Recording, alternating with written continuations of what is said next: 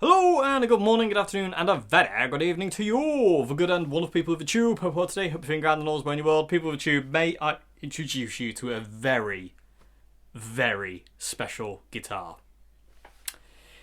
This here is the Adam Jones signature Epiphone Les Paul custom art series. Why is it called the art series? Because of this. So they are releasing, I think, 8 of these guitars. All will have different artwork on the back. I've got number 3, I believe. This is the Julie Heffernan painting. Study for self-portrait with rose skirt and a mouse. Little mouse. But that aside, people of the tube, this guitar is fantastic. Regardless of the artwork, regardless of Adam Jones, although we have to thank Adam Jones for this because this is his kind of spec of guitar.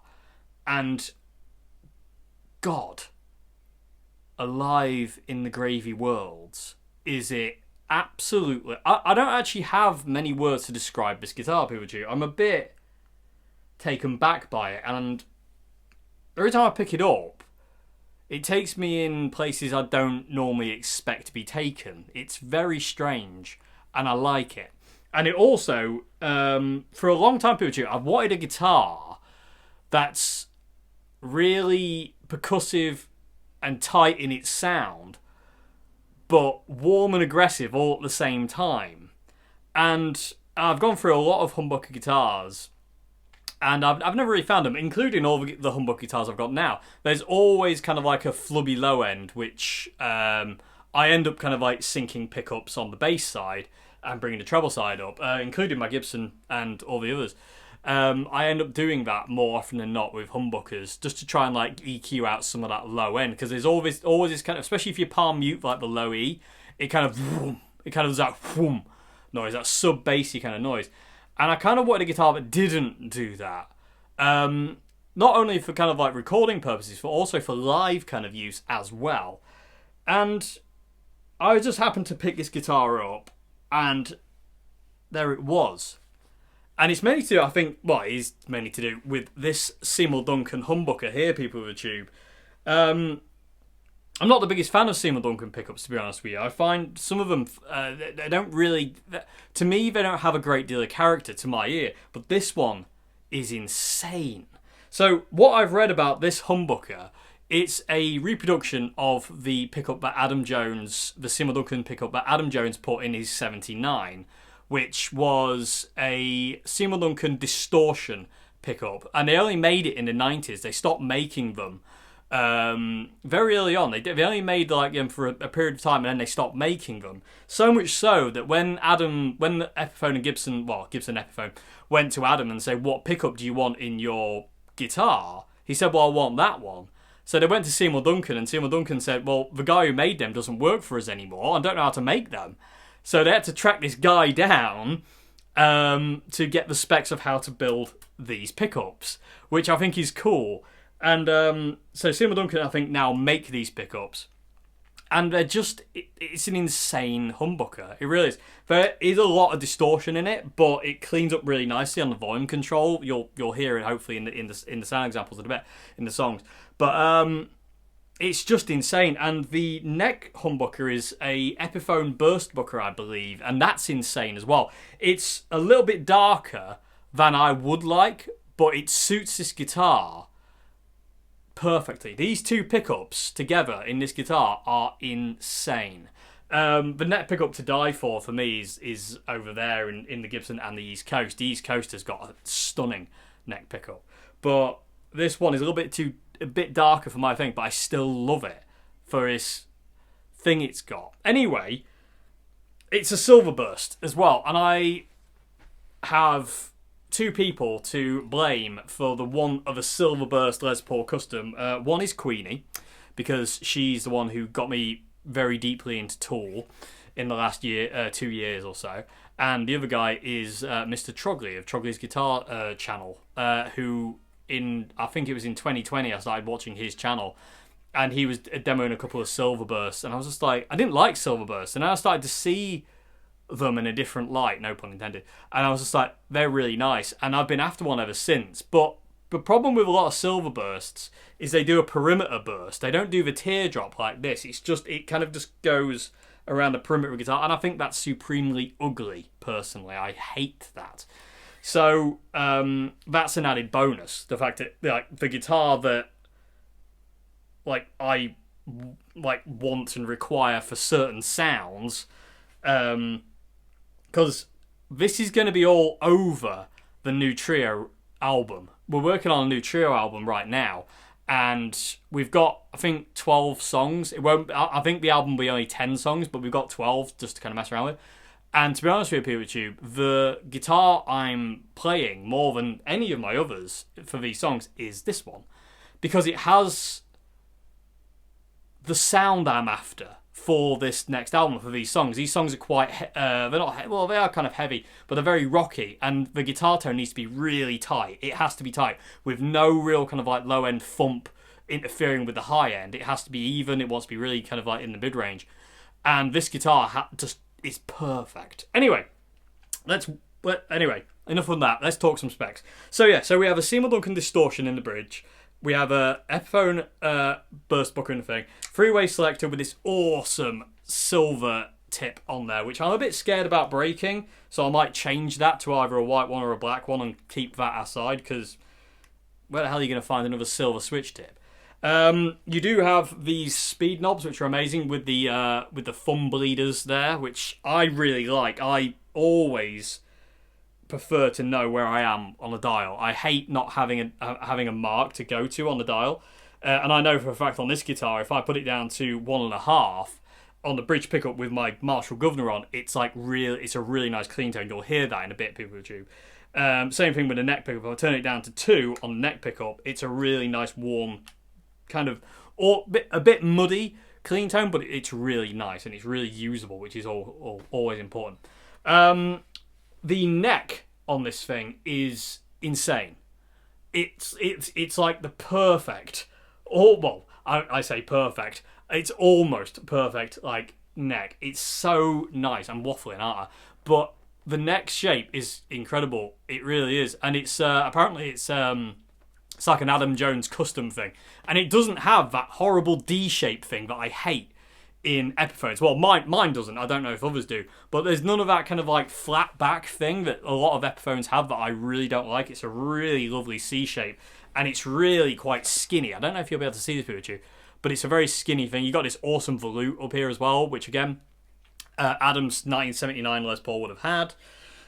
What else we got? Like I say, you've got these no brand fake Schaller Schaller machine heads.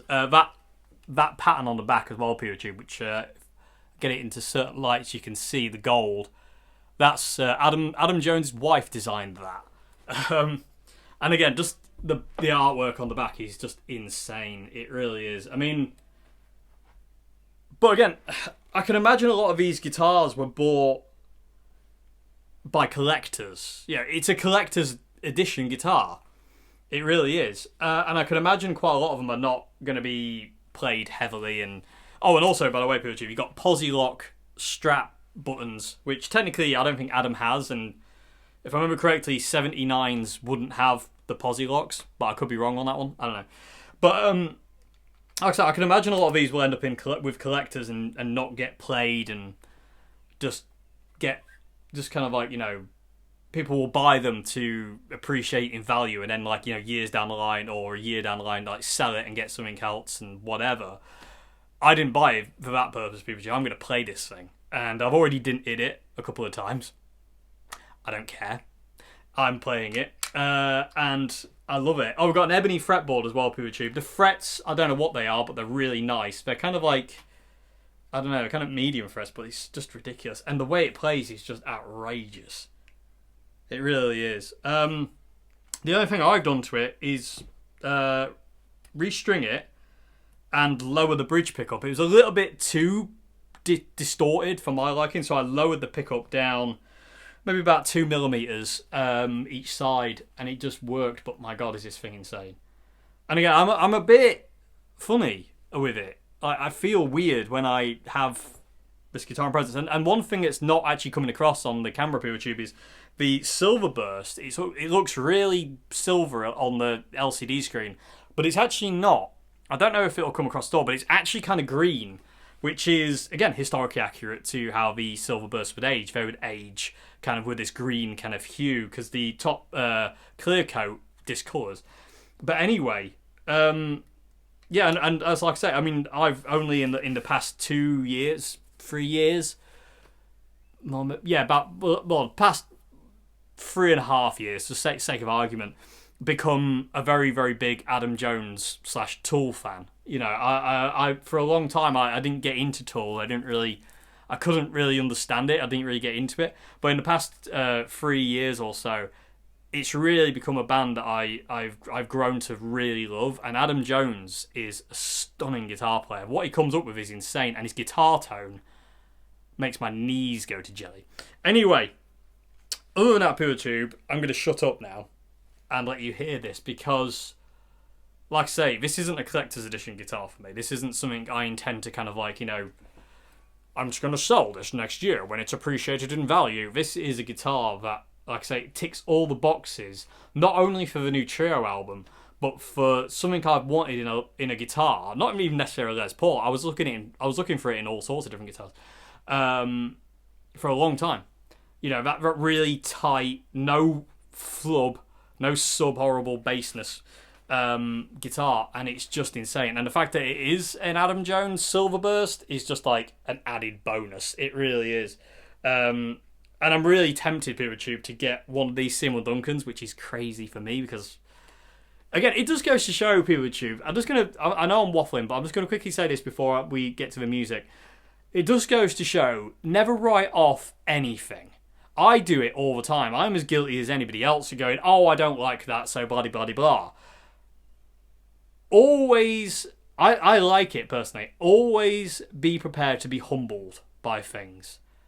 Because if I had stuck to my guns and gone, well, this guitar's got a Seymour Duncan in it, I don't like Seymour Duncans, I'm not going to play it, I wouldn't have found that sound that I've been after for years. That tight, aggressive, but warm tone. I wouldn't have got it. I would have just gone, no, I'll just keep looking, and I'd have missed it. It's the same as that Ernie Ball, the Sterling guitar that Bob gave me. I didn't like those guitars, and weirdly enough, like, I haven't played one since that I have liked. That's the only one. But it's a very humbling thing to kind of like, you know, to go, oh, I don't like something, and then something comes along of that brand or whatever that you do love. And again, it's all about change, and change is constant. Everything changes. You know, you are in a constant state of flux. No one stays the same.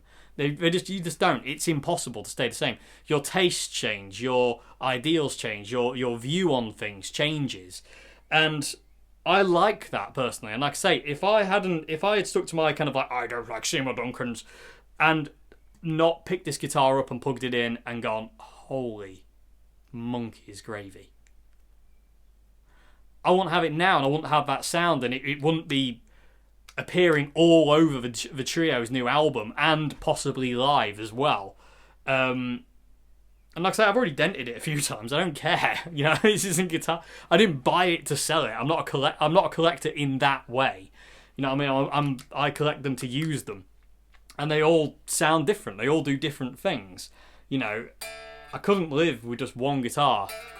I did that for many years. I did it with my white Strat for a long time. I just had that one sound. And eventually you kind of get a bit burnt out on that one sound, and you look for different things. And this guitar sounds totally different to any of my other Les Pauls / guitars. It's got a different voice altogether. And I love it. And I love being humbled by gear, where you're just like, you know, no, I don't like that. And then you play it and you're like, oh my God, where has that been all my life? Anyway, PeerTube, I'm going to leave you with in the capable hands of music channeling through this thing and me, and let me know what you think. Again, I can imagine this is very polarizing, having artwork on the back of a guitar like this. But in all fairness, I think Silverbursts are quite polarizing. Some people love them, some people hate them. I love them. It's just and this one is just like heaven. It's just heaven. It really is. It's insane. It really is. And again, that neck. Oh, the neck. I'll tell you what, PeerTube. That is evil. That is absolutely evil. So these are limited edition, these things. I think they only do 800 of each, so I was a very lucky boy to get one because these things sell out fast. But I absolutely love it. And it's going nowhere fast, this one. It's fantastic. Really is fantastic. And again, scratches an itch. Anyway, thank you very much indeed for watching POTT. If you'd like to support the channel, please consider becoming a patron at Patreon. Links to down there. As well as a link to my Bandcamp, where you listen to me music. And a new trio album be on there at some point when we get to record it. I don't know when that'll be. Hopefully this year, maybe. If not, it'll be early next year. I say we're still ironing out the kinks in the songs and trying to figure out which songs we want to do.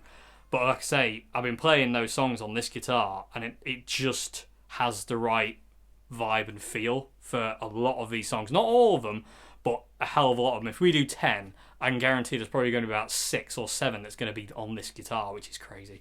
Anyway, thank you very much indeed for watching POTT. I'll see you again very soon for another one. Have a great morning, afternoon, good evening. Hope you enjoyed the songs that come out of this thing. I really got zoned out, like proper zoned out, and that's why I feel a bit weird now. Anyway, I've been speaking for way too long. Goodbye now.